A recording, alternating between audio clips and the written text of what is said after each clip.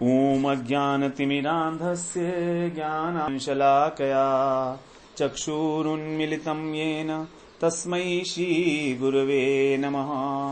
वन्देऽहं श्रीगुरो श्रीयुत्पदकमलं श्रीगुरून् वैष्णवांश्च श्रीरूपं साग्रजातं सहगण रघुनाथान्वितं तं सजीवं साद्वैतं सावधूतं परिजन सहितं कृष्ण चैतन्य देवं श्रीराधा कृष्णपादान् सहगण ललिता श्री विशाखान्वितांश तमादिदेवं करुणानिधानं तमालवर्णं सुहितावतारम् अपार संसार समुद्र सेतुं भजामहे भागवत स्वरूपम्। हे देव हे दैत हे भुवनैक बंधो हे कृष्ण हे चपल हे करुणैक सिंधो हे नाथ हे रमण हे नयनाभिराम हा हा कदानुभवितासि पदं दृशोर्मे। श्री कृष्ण चैतन्य प्रभो नित्यानंद श्री अद्वैत गदाधर शिवसदि गौरभक्त वृंद। हरे कृष्ण कृष्ण कृष्ण हरे हरे हरे राम राम राम हरे हरे। हरे कृष्णा। सर्वप्रथम मैं अपने गुरुपाद पद्म ओम विष्णुपाद अष्टोत्तर शत श्री श्रीमद् भक्ति वेदांत माधव गोसाई महाराज के चरण कमलों में अनंत कोटि दंडवत प्रणाम ज्ञापन करता हूँ। हम लोग श्रीमद् भागवत पुराण के छठे स्कंद का श्रवण कर रहे हैं, जिसमें हमारा नवा अध्याय चल रहा है। नवे अध्याय में वृत्तासुर का वर्णन है। वृत्तासुर का किस प्रकार से पहले विश्व रूप का वध किया इंद्र ने, उसके बाद फिर वृत्तासुर की उत्पत्ति हुई। तो जब विश्व रूप जो हैं वो आहुति दे रहे थे यज्ञ में, तो क्योंकि विश्व रूप का दोनों से संबंध है, देवताओं से भी और असुरों से भी, और यज्ञ कराया जा रहा है देवताओं के द्वारा असुरों का नाश करने के लिए, तो जो है विश्व रूप जोर जोर के उच्चारण करके तो देवताओं को आहुति दे रहे थे, और चुपके से वो उनके जो मामा लगते थे असुर, उनको भी आहुति दे रहे थे। अब इंद्र को ये बात पता लग गई, तो उन्होंने विश्व रूप के तीनों मस्तक काट लिए यज्ञ के होते हुए ही। इंद्र को ब्रह्महत्या लग गई, और इंद्र के ऊपर कृपा देखो भगवान की कि 4 लोग उपस्थित हो गए उस ब्रह्महत्या को लेने के लिए। तो वो ब्रह्महत्या जो है पृथ्वी ने, जल ने, वृक्षों ने और स्त्रियों ने ले ली, और उसके बदले इंद्र ने उन 4 को वरदान भी दिए। उसके बाद जब त्वष्टा ऋषि जो है वो उनको पता लगा कि विश्वरूप का मेरे पुत्र का वध कर दिया गया है इंद्र के द्वारा, तो उन्होंने यज्ञ एक आरंभ किया। उसमें उन्होंने उच्चारण किया इंद्र शत्रु विवर्धस्व, अर्थात इंद्र का शत्रु जो है उसका विवर्धन हो। लेकिन जो शत्रु शब्द था वो ह्रस्व स्वर के अंदर उच्चारण करते थे, करने लगे। गलती हो गई उनसे उच्चारण के अंदर, जबकि ऋषि हैं तो भी गलती तो हो ही सकती है, भगवान की ही प्रेरणा है ये भी। तो इंद्र शब्द का जो है दीर्घ स्वर में उच्चारण हो गया, तो इंद्र की शक्ति बढ़ गई, और शत्रु जो है इंद्र से मरने वाला पैदा हो गया। तो इस प्रकार से जो है वृत्तासुर की उत्पत्ति हुई उस यज्ञ कुंड से, दाहिनी ओर की कोने से, अग्निकुंड से। बड़ा भयानक था वो, सारी दिशाओं को उसने आवृत कर लिया, इसलिए उसका नाम पड़ा वृत्तासुर।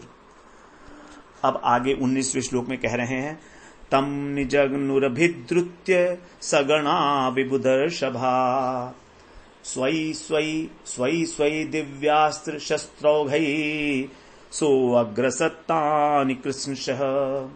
सगुणा अपने सेवकों के साथ विबुधर्षभा, जो देवनायक थे, बड़े बड़े देवता थे वे, अभिद्रुत्य, उसको जब उन्होंने देखा कि दौड़कर हमारे पास आ रहा है, तो दौड़ते हुए उसके पास आकर और स्वई अपने अपने दिव्य अस्त्रों से, शस्त्रौघई शस्त्रों के समूह से उन्होंने तम निजघ्नु उसे मारा, वृत्तासुर को। तो बड़े बड़े जो देवता थे और उनके अनुयायी थे, उन्होंने उस पर टूट पड़े और उस पर प्रहार करने लगे। सह तानी कृष्ण अग्रसत, तब वृत्तासुर जो था उसने उनके सभी अस्त्र शस्त्रों को जो है निगल लिया, सारे अस्त्र शस्त्रों को अग्रसत माने निगल लिया। अब 20वें श्लोक में कहते हैं ततस्ते विस्मिता सर्वे विशरणाग्रस्त तेजस प्रत्यंचामादि पुरुषम उपतस्थु समाहिता। ततः माने तब, ते माने वे, सर्वे माने सभी देवता, विस्मिता बड़े आश्चर्य में पड़ गए, ये क्या हो गया। ग्रसत तेजस, उनका जो तेज था वो छीन लिया गया, और विशरणा वो अत्यंत उदास होकर, समाहिता माने एकाग्र चित्त से, प्रत्यंचम हृदय में स्थित जो विराजमान आदि पुरुषम जो भगवान परमात्मा है, उपतस्थु उनकी शरण में गए, अंतर्यामी भगवान जो हैं उनकी शरण में गए। यही है देवताओं का कि जब भी कभी दुख आता है तो भगवान को याद करते हैं। अब आगे भगवान की स्तुति कर रहे हैं। देवा ऊंचू 21वें श्लोक से बड़ी सुंदर स्तुति है देवताओं के द्वारा, 21वें श्लोक से 27वें श्लोक तक 7 श्लोकों में। व्याव्यंबराग्न्य क्षिप्तयस्त्रिलोका ब्रह्मादयो ये वयमुद्विजन्तः हराम यस्मै बलिमन्त कोसौ बिभेति यस्मादर्णं ततो नः।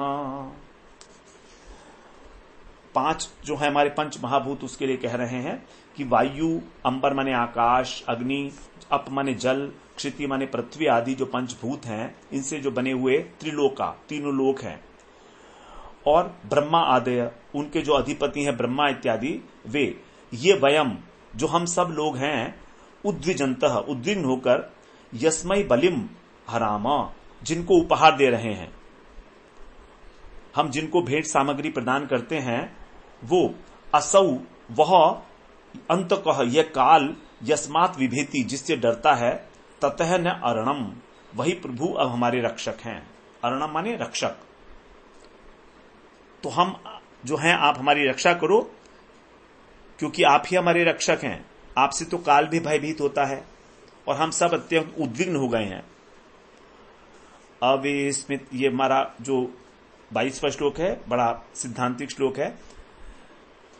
अविस्मितं तं परिपूर्ण कामं स्वेनैव लाभेन समं प्रशान्तं विनोपसर्पत्यपरं हि बालिश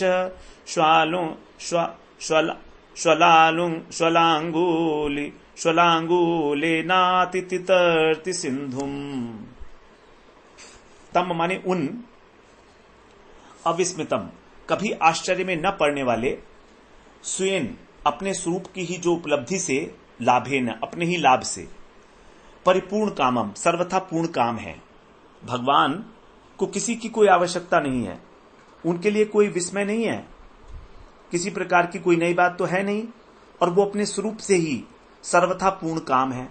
समम सबके प्रति समान है, प्रशांतम अत्यंत शांत है, बिना अपरम आपको छोड़कर फिर कोई उपसर्पति यदि दूसरे की पूजा करता है, उसके पास जाता है तो दूसरे की शरण लेता है, तो क्या है वो, ही बालिश, क्योंकि वो मूर्ख है।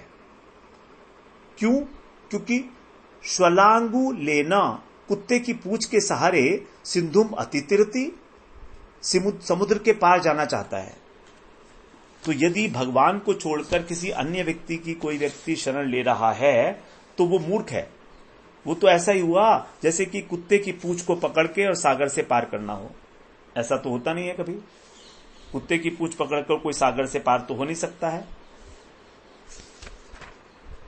तो बड़ी सुंदर बात बताई यहां पर, कुत्ता पानी में तैरना जानता है, लेकिन यदि वही कुत्ता समुद्र में गोता लगा ले और फिर उसकी कोई पूंछ पकड़कर समुद्र पार करना चाहे तो उसको तो मूर्ख ही कहेंगे ना। तो न तो कुत्ता समुद्र पार कर सकता है और न कोई मनुष्य उसकी पूंछ पकड़ के पार कर सकता है।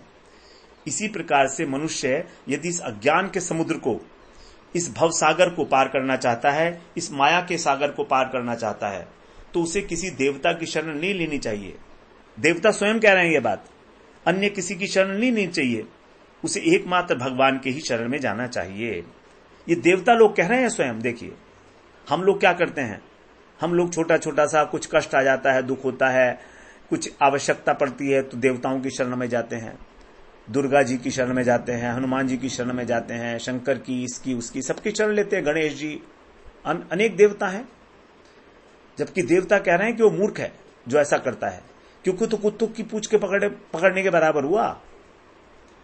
भागवत में आगे बताया है, समाश्रिता ये पद पल्लव प्लवम महत् पदम पुण्य यशो मुरारे भवाम बुधिर्वस पदम परम पदम पदम यत विपदाम न तेषाम। ब्रह्मा जी अपनी स्तुति में कहेंगे भगवान की, 10वें स्कंद के 14वें अध्याय का 58वां श्लोक है कि कैसे हैं भगवान के चरण कमल। पद पल्लवम, आपके जो पद पल्लव हैं वो कैसे हैं? प्लवम, नाव के समान है। और समाश्रिता, यदि कोई इस नाव का आश्रय लेता है तो वो क्या कर लेता है? आराम से सागर को पार कर लेगा। भवाम बुद्धि, जो संसार रूपी अम्बुधि है माने समुद्र है, इसको पार कर लेगा। कैसे पार कर लेगा? जैसे कि वत्स पदम, जैसे कि एक बछड़े के पैर से जो गड्ढा बनता है उसके अंदर यदि जल भर जाए तो जैसे उसको पार कर लेते हैं, तो बछड़े के खुर में पानी भरे हुए जो गड्ढे है उसको पार करने के बराबर ये सारा संसार बन जाता है, संसार का भवसागर। पदम यत विपदाम ने तेषाम, उस भगवान के चरण कमलों का आश्रय लेने वाले को कभी कोई विपदा नहीं आती, क्योंकि उसने भगवान का आश्रय ले रखा है। तो इसीलिए हमको पद पद पर हमेशा ही भगवान का ही आश्रय लेना चाहिए, तभी हमारा जो भय है इस संसार के अंदर उससे हम मुक्त हो सकते हैं। तो जो अन्य किसी मनुष्य से रक्षा की कामना करता है वो मूर्ख है। इस प्रकार से भगवान की यहां पर स्तुति की, देवताओं ने बड़ी सुंदर स्तुति है। पहले भगवान का स्वरूप का वर्णन किया कि आपके लिए तो विस्मित होने की कोई बात ही नहीं है, आप तो सब जानते हैं, पूर्ण हैं, अपने स्वरूप में स्थित हैं, स्वरूपानुबंधी आनंद में आप निमग्न हैं।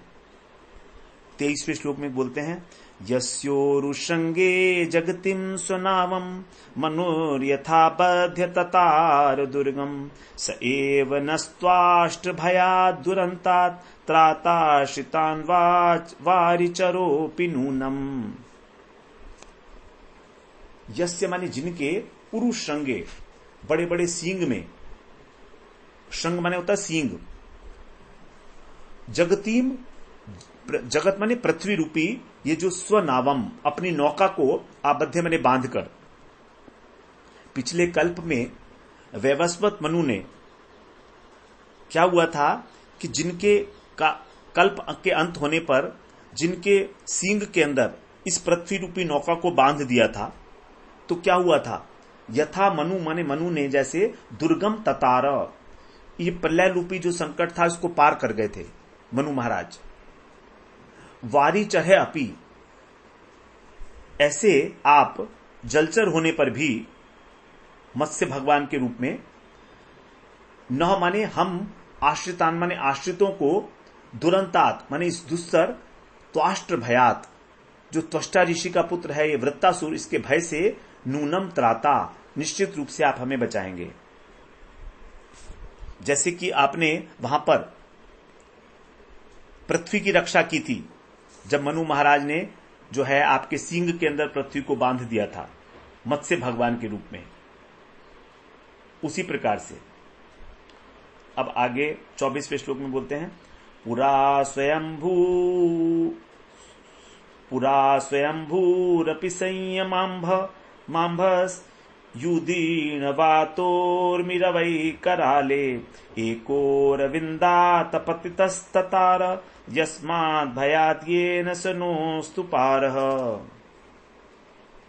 अब आगे कह रहे हैं, पुरा माने प्राचीन काल में, स्वयंभू माने ब्रह्मा जी ने भी, अपि माने भी, उदीर्ण वात, उदीर्ण माने उठती हुई जो आंधी थी, और कराल माने भयानक, ऊर्मी रवई जो लहरों का शब्द था, ऊर्मी माने समुद्र में जो लहरें उठती हैं, रव माने शब्द, तो जो भयानक शब्द हो रहा था, ऐसे संयम अंबसी, प्रलयकालीन जो समुद्र था उसमें एक माने अकेले ही, अरविंदात, अरविंद माने कमल, को कमल से पतित माने गिरने पर भी ये माने जिनके सहारे से तस्मात भया ततार, उस भय से पार हो गए थे। ब्रह्मा जी क्या हैं? ब्रह्मा जी एक हैं, अकेले हैं ब्रह्मा जी, और वो उनको भी जो है नाभि कमल से, जब वो भगवान के नाभि कमल पर उत्पन्न हुए थे और उस जल में गिर पड़े थे तो असहाय थे वो, लेकिन वहां पर भी जो है भगवान ने उनकी रक्षा की थी। स माने वही भगवान, नौ माने हमारे लिए भी पार है अस्तु, इस विपत्ति रूपी समुद्र से हमारी रक्षा करें, पार ले जाएं। तो ब्रह्मा जी की रक्षा भी की थी भगवान ने इस प्रकार से। 25वें श्लोक में बोलते हैं, य एक ईशो निज माययानः ससर्जयेनानुसृजाम विश्वम वयम यस्यापि पुरः समीहतः पश्याम लिंगम पृथगीश मानिनः।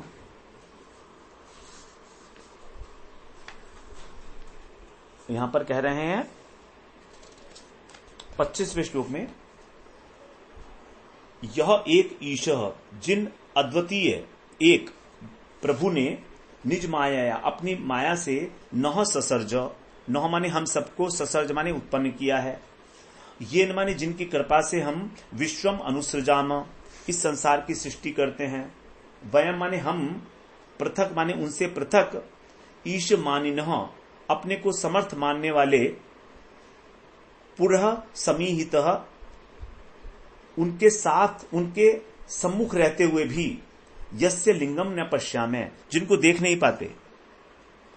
आपने एक होकर भी हमारी अपनी माया से रक्षा की, उस आपके ही कृपा से हम लोग सृष्टि का संचालन कार्य करते हैं, और यद्यपि आप हमारे सामने ही सारी प्रकार की चेष्टा करते हो, अनेक प्रकार के आप जो है लीलाएं करते हो, लेकिन तो भी हम स्वतंत्र ईश्वर हैं। ईश मानिनः, हमारे अंदर यह अभिमान है कि हम अपने आप से इस सृष्टि की रचना कर लेंगे, सृष्टि का संचालन करने के, ऐसा अभिमान के कारण हम लोगों को आपका स्वरूप दिखाई नहीं देता है, आपके उस स्वरूप को नहीं देख सकते हैं। यद्यपि आपके जो कार्यकलाप हैं वो सब दिख रहे हैं हमको, आप ही कर रहे हैं केवल, लेकिन तो भी हमें यह अभिमान है कि हम करते हैं। तो ये कर्तापन का जो अभिमान है ये देवताओं को भी नहीं छोड़ता है, और उसी अभिमान के कारण कह रहे हैं कि भगवान आप हमें दर्शन नहीं देते हो, यद्यपि हम जानते हैं कि आप ही कर रहे हो, तो भी अभिमान है हमको। कितनी बड़ी बात है देखिए। तो सात्विक अभिमान जो है वो भी एक बहुत बड़ा दोष है भक्ति के अंदर, क्योंकि देवता लोगों को सात्विक अभिमान होता है कि हम जो है इस सृष्टि का संचालन कर रहे हैं, बहुत बड़ा कार्य कर रहे हैं, इसलिए भगवान जो है उनके भी दृष्टिगोचर नहीं होते। पश्याम लिंगम, नहीं देख पाते आपको, क्योंकि मानिन है, अपने को अभिमानी मानते हैं हम।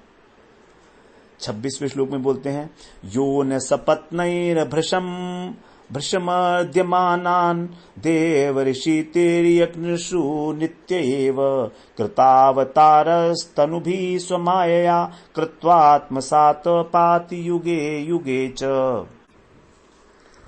यहां पर कह रहे हैं सपत्नै भृशम, सपत्न बोलते हैं शत्रु को, जो शत्रुओं के द्वारा, भृशम ने बार बार, अर्ध्यमानान रौंदे जाते हुए, नह माने हम लोगों को, यह आत्मसात कृत्वा जो अपना समझकर, अपना बनाकर, स्वमाया अपनी माया से, देव ऋषि तिर्यक देवता ऋषि और पशु इत्यादि, और नृषु माने मनुष्य का अवतार है, माने अवतार, तनुभि कृतः शरीर धारण करके, युगे युगे पाती युग युग में हमारी रक्षा करते हैं। तो भगवान के विषय में बताया है कि भगवान क्यों जो है इस जगत में अवतीर्ण होते हैं। जैसे बताया गया है कि परित्राणाय साधु नाम विनाशाय च दुष्कृताम, तो भगवान इसलिए साधुओं का परित्राण करने के लिए, देवता इत्यादि का जो है वो भला करने के लिए, उनका कार्य सिद्ध करने के लिए अनेक प्रकार से अवतार लेते हैं। तो इस प्रकार से भगवान युग युग में रक्षा करने के लिए सबकी अवतार ग्रहण करते हैं। अब 27वें श्लोक के साथ ही इसका अन्वय है, तो उसके साथ ही पढ़ते हैं। तमेव देवं वयमात्मदैवतं परम प्रधानम पुरुषम वेश्मन्यम व्रजाम सर्वे शरणम शरण्यम स्वानाम स नोधास्यति शं महात्मा। यम एव देवम, जो अकेले ही सबके देव हैं, सबके आराध्य हैं। आत्मदेवतम, और हमारे भी देवता हैं, हमारे भी इष्ट हैं। प्रधानम पुरुषम, प्रधान का मतलब प्रकृति, पुरुष का मतलब पुरुष, प्रकृति और पुरुष दोनों के, तथा विश्वम, विश्व रूप हैं। और अन्यम परम, इससे भिन्न भी यदि कोई वस्तु है तो वो परम पुरुष हैं। शरण्यम, शरण लेने योग्य हैं उनकी। हम वयम सर्वे, हम सब शरणम व्रजामा, हम सब शरण में जाते हैं। स महात्मा, वे महात्मा उदार शिरोमणि जो हैं भगवान, नह माने हमारी, स्वानाम अपने निज जनों की, शम धास्यति हमारे शांति का विधान करें, हमारा कल्याण करें।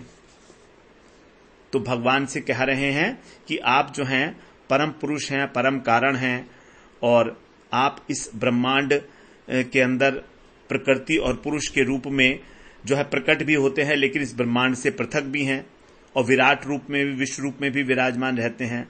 तो हमारी जो इस समय भयभीत अवस्था है, इसमें हम आपकी शरण ग्रहण करते हैं, हमें विश्वास है कि आप हमको हमारी रक्षा करेंगे। तो यहां पर परम प्रधानम पुरुषम विश्वमन्यम ये कहा गया है। तो बता रहे हैं कि आप परम कारण हैं, स्त्री पुरुष जो प्रकृति और पुरुष हैं उसकी सृजनात्मक शक्ति के रूप में आप प्रकट होते हैं, और ब्रह्मांड से पृथक रहकर आप अपने विराट स्वरूप में भी स्थित हैं।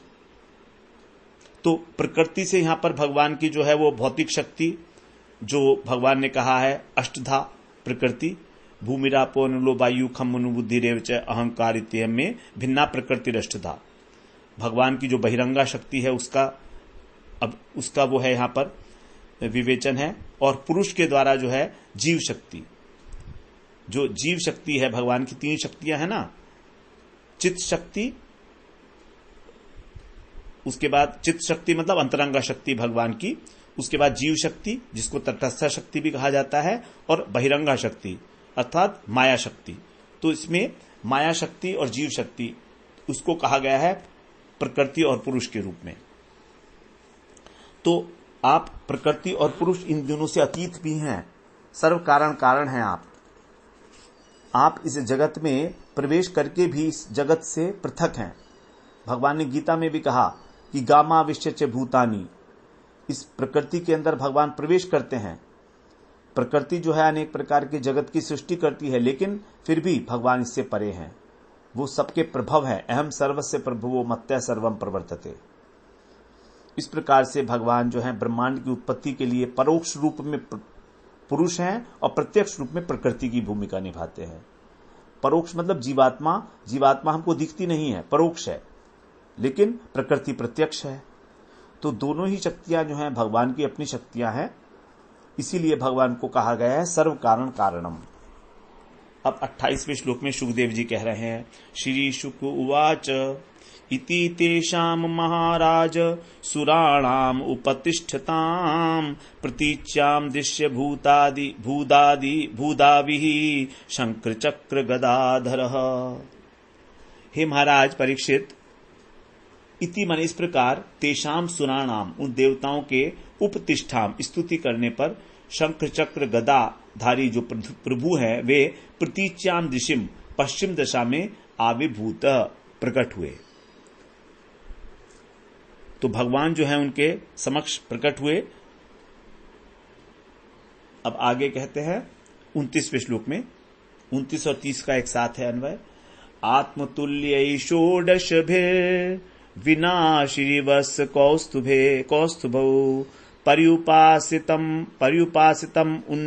उन्निद्रक्षर अम्बुरुहे क्षणम दृष्ट्वा तमवनौ सर्व ईक्षणाह्लाद विक्लवः दंडवत पतिता राजन छनैरुत्थाय तुष्टुवु। यहां पर कह रहे हैं बिना श्रीवत्स कौस्तुभौ, श्रीवत्स और कौस्तुभ मणि को छोड़कर आत्मतुल्यम अपने ही समान षोडश भी जो उनके 16 पार्षद हैं उनके द्वारा पर्युपासितम भगवान जो है चारों तरफ से उपासित होते रहते हैं 16 पार्षदों के द्वारा। कैसे? उन्निद्र शरत अंबुरुह ईक्षणम, और खिले हुए शरत कालीन जो हैं कमल के समान उनके नेत्र हैं भगवान के।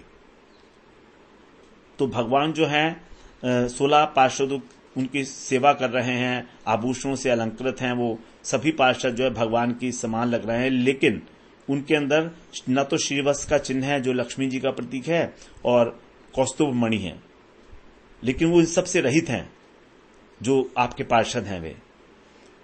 तो इस प्रकार देवताओं ने जो है जो भगवान के नेत्र हैं उसके विषय में बताया इसमें कि आपके जो नेत्र हैं वो कमल की पंखड़ी के समान हैं।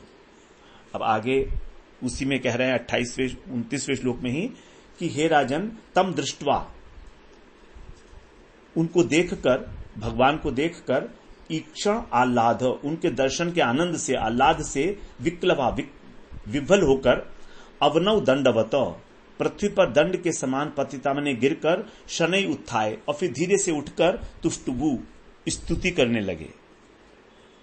देवता लोग के सामने भगवान जो स्तुति करने से प्रकट हुए और फिर उन्होंने भगवान को अपनी स्तुति के द्वारा प्रसन्न किया दंडवत प्रणाम करके। आगे अब देवताओं की दूसरी स्तुति है 31वें श्लोक से। देवता कह रहे हैं देव श्री देवा उचुहु नमस्ते यज्ञवीर्याय वयसे उतते नमः, नमस्ते यस्तचक्राय नमः सुपूरुहूतये। देवता कह रहे हैं उचु, हे नमः माने नमस्कार है, ते माने आपको, यज्ञ वीराय जो यज्ञ के फल को देने वाले हैं ऐसे भगवान, जो यज्ञ स्वरूप हैं ऐसे भगवान, उत वयसे और सबके संचालक हैं, ते नमः आपको नमस्कार है, यस्त चक्राय और घूमता हुआ जो चक्र है उसको लिए हुए हैं, ते नमः आपको नमस्कार है, और सुपुरुहूतये अनंत नाम है आपके, सुपुरुहूतये अनेक प्रकार के दिव्य नामों को धारण करने वाले भगवान, हम आपको सादर नमस्कार करते हैं। 32वें श्लोक में बोलते हैं यत्ते गति नाम तिसृणाम ईशतु परमं पदम नारवाचीनो विसर्गस्य धातुर्वेदितुमर्हति। त्रिसृणाम गति नाम, 3 प्रकार की जो गतियां हैं, उत्तम, मध्यम और अधम, स्वर्गलोक, मनुष्यलोक और नरक, 3 प्रकार के गंतव्य हैं। तो उनके आप क्या हैं? नियामक हैं। ईशितु माने आप उनके नियामक हैं, अर्थात सभी लोगों को आप वश में करने वाले हैं क्योंकि आप नियामक हैं। यत वे अर्वाचीनम, जो आपका ये अर्वाचीन माने अलौकिक, परम पदम परम पद है, और धाता माने विधाता, तो फिर भी आपका जो लोक है वो वैकुंठ है। यद्यपि आप सबको वश में रखते हैं, इस त्रिगुणात्मक जगत के सभी प्राणियों को, स्वर्ग में चाहे वो हो देवता, चाहे मनुष्य हो, चाहे नरक में हो, तो भी आपका जो अपना धाम है वो वैकुंठ लोक है, परम धाम है। अब चूंकि हम इस जगत के उत्पत्ति के बाद प्रकट हुए हैं, इसीलिए विसर्गस्य न वेदितुम अर्हति, इस सृष्टि के तत्व को जानने में समर्थ नहीं है। मतलब इस आपके कार्यकलापों को समझने में भी असमर्थ हैं हम, विधाता। तो विधाता की जो सृष्टि है किस प्रकार से कार्य करती है, विधाता की सृष्टि, उनकी क्या इच्छा होती है, कब, क्योंकि भगवान की इच्छा के अनुसार ही जो है प्रकृति काम करती है। तो भगवान की किस समय क्या इच्छा है वो प्रकृति भी नहीं जान सकती है। न वेदितुम अर्हति, हम आपको नहीं जान सकते हैं क्योंकि हम आपके बाद प्रकट हुए हैं। तो इसीलिए अब हम आपको केवल नमस्कार ही कर रहे हैं, केवल नमस्कार। तो हम वास्तव में जानते नहीं है कि भगवान से हम क्या मांगे। सभी लोग जो है भौतिक सृष्टि के अंतर्गत आते हैं, कौन सा वर मांगा जाए नहीं जानते हैं हम लोग। बहुत से लोग स्वर्ग लोग जाना चाहते हैं, वैकुंठ के विषय में कुछ जानते नहीं है। इसलिए जो है गुरुदेव बोलते हैं कि आप भगवान से कुछ मत मांगना, भक्ति मांग लो बस, लेकिन संसार की कोई वस्तु मत मांग लेना, वरना बड़े घाटे में बढ़ जाओगे। भगवान तुमको दे देंगे और असली चीज जो है तुमको देंगे नहीं। तो जो लोग इस प्रकार से संसार के सुख सुविधा और स्वर्ग लोक इत्यादि तक की मांग करते हैं, वो बड़े घाटे में रहते हैं भक्त लोग। भगवान उन्हें वही दे देते हैं बस, क्योंकि उनके लिए वही सब कुछ है। अब आगे 33वें श्लोक जो है गद्यात्मक है, उसको एक बार पढ़ लेते हैं। ओम नमस्तेस्तु भगवान नारायण वासुदेवादि पुरुष महापुरुष महानुभाव परम मंगल परम कल्याण परम कारुणिक केवल जगदाधार लोकैकनाथ सर्वेश्वर लक्ष्मीनाथ परमहंस पारिव्रजकई परमहंस पारिव्राजकई परमेण आत्मयोग समाधिना परिभावित परिस्फुट पारमहंस्य धर्मेण उद्घाटित तमह कपाट द्वारे चित्ते अपावृत आत्मलोके स्वयं उपलब्ध निज सुख अनुभव भवान निज सुखानुभवो भवान। यहां पर कह रहे हैं भगवान के नामों का जो है उच्चारण है कि ओंकार स्वरूप भगवान नारायण वासुदेव आदि पुरुष पुरुषोत्तम महानुभाव महाप्रभावशाली परम मंगलमय परम कल्याण रूप अद्वितीय जगत के आधार लोक के एकमात्र स्वामी सर्वेश्वर लक्ष्मीनाथ परमहंस परिव्राजक लोग परमेण माने परम आत्मयोग की समाधि न माने एकाग्रता के द्वारा परिभावित माने भली प्रकार चिंतन करने से परिस्फुट स्पष्ट रूप से जो है नहीं जान पाते आपको। तो यहां पर कह रहे हैं कि आप जो हैं आपका साक्षात्कार अत्यंत श्रेष्ठ सन्यासी ही कर पाते हैं, जो भक्ति योग के अंदर पूर्ण समाधि के अंदर निमग्न होकर और आपका भजन करते हैं, वही आपको जान पाते हैं। अज्ञान रूपी तमह कपाट द्वारे अज्ञान रूपी किवाणों के खुल जाने पर उद्घाटित अपावृत चित्ते निरावरण चित्त में स्वयं प्रकाश के रूप में जो आप अपने ही आनंद को उपलब्ध हैं, अनुभव स्वरूप आनंद को, तो ऐसे व्यक्तियों के सिवाय आपका कोई अनुभव नहीं कर पाता है। ऐसे आपको हम ते नमः अस्तु, ऐसे आपको हम नमस्कार करते हैं। तो अनेक प्रकार के भगवान के भक्त हैं और उन्हीं के अनुसार जो हैं भगवान के अलग अलग उनके विचारों के अनुसार उनकी भजन के अनुसार उनके नाम है भगवान के। कोई निराकार के रूप में उनको परब्रह्म जानता है, कोई उनको अंतर्यामी परमात्मा कहता है। जब वो सृष्टि के अंदर विस्तार करते हैं सृष्टि का, तो क्षीरोदकशाही विष्णु, गर्भोदकशाही विष्णु, कारुणोदकशाही विष्णु कहलाते हैं। अनंत शेष भी हैं। भगवान के अनेक अनेक प्रकार के जो रूप हैं, चक्रव्यूह है, वासुदेव, संकर्षण, प्रद्युम्न और अनिरुद्ध, तो और ये सब इनसे जो परे हैं वो भी वैकुंठ नारायण के रूप में विराजमान है। नारायण से ऊपर फिर जो है नारायण से ऊपर बलदेव जी हैं, संकर्षण है, संकर्षण के ऊपर फिर बलदेव हैं, ब्रज के बलदेव है। इस प्रकार से तो जब हम भजन करते रहते हैं तभी हमारे हृदय के अंदर जो कपाट है वो खुलते हैं। अब आगे 34वें श्लोक में कह रहे हैं, दुर्वबोधैव तवायम विहार योगो यद शरणो अशरीर इदम अनवेक्षितास्म समवाय आत्मनैवा क्रियमाणेन आत्मनैवा विक्रियमाणेन सगुणम अगुणः सृजसी पासी हरसी। तब अयम आपका जो ये विहार है, लीला विहार है, ये दुर्वबोध इव, बड़ा दुर्बोध है, दुर्बोध जैसा है, समझना बड़ा मुश्किल है। यत अशरण शरीर, क्योंकि बिना किसी की सहायता के ही ये निराहार है। अशरीर माने शरीर ही नहीं है।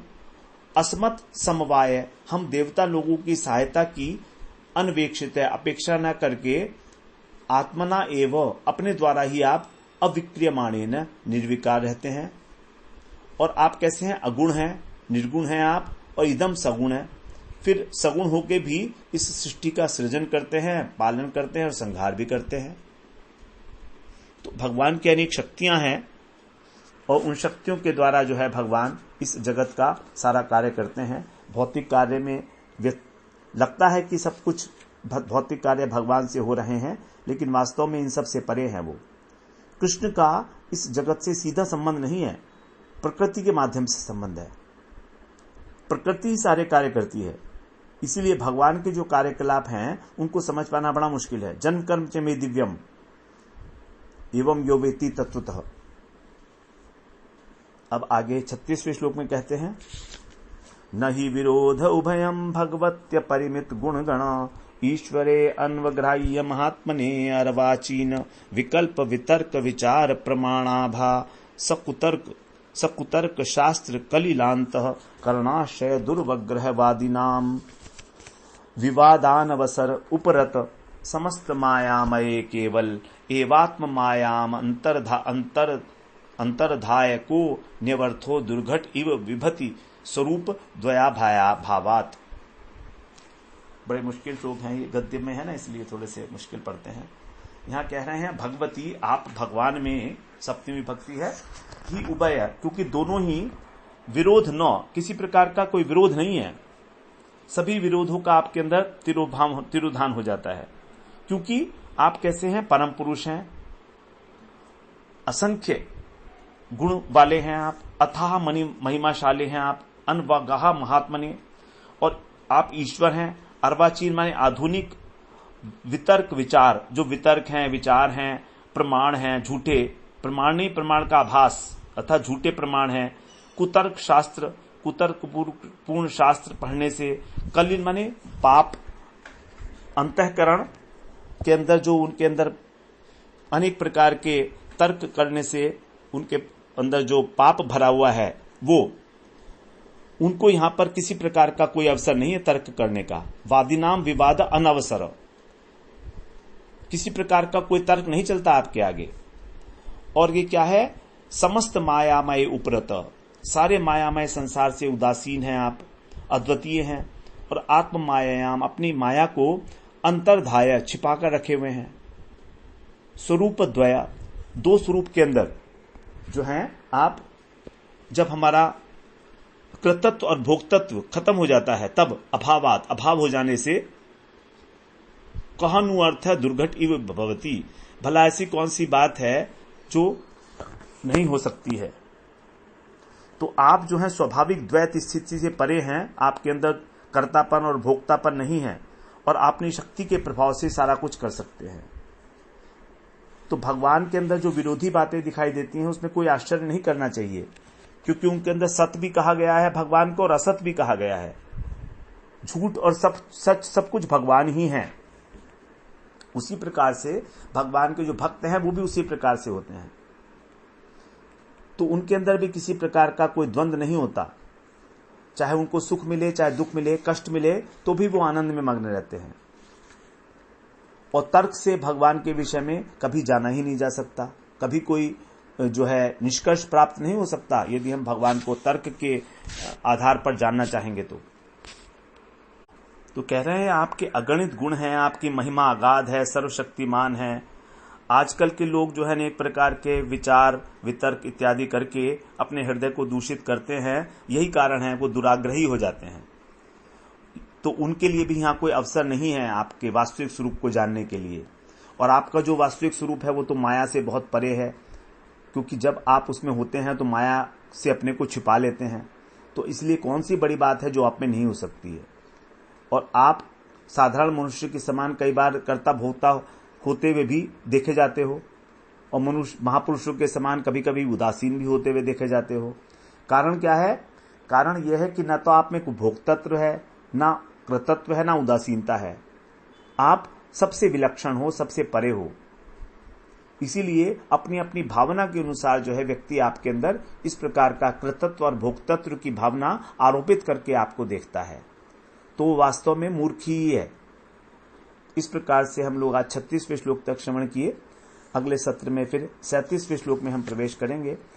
वांछा कल्पतरुभ्यश्च कृपा सिन्धुभ्यैव च पतितानां पावनेभ्यो वैष्णवेभ्यो नमो नमः।